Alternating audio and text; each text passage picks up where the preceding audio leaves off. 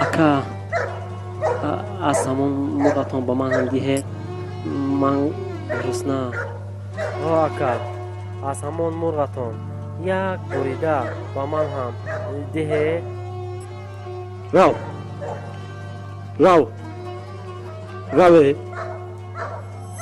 گذار داری که بیان نیست. رو کنن نکن.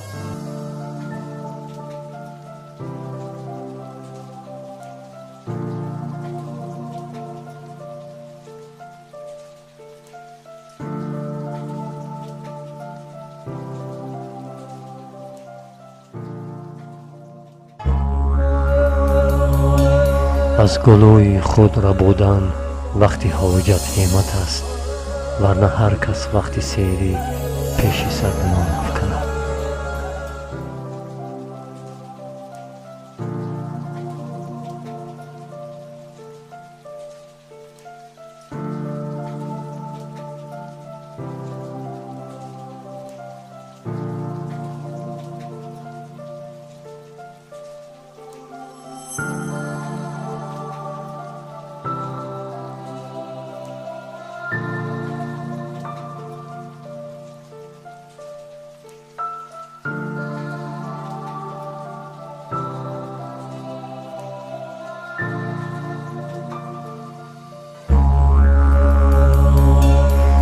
مرد به علت مبتلا گشت. در آن وقت نه خانه ماند، نه اسباب خانه و نه زن شوهر دیگر کرد.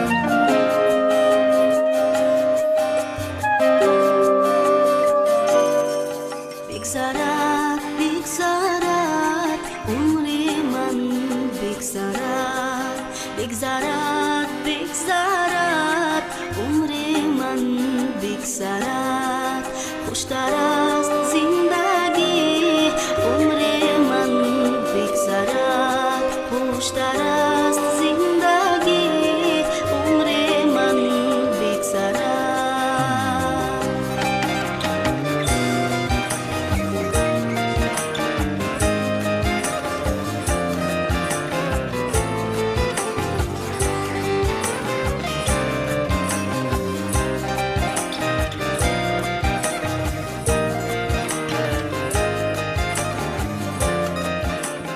مردک جان نیمه مرغ را بدهم.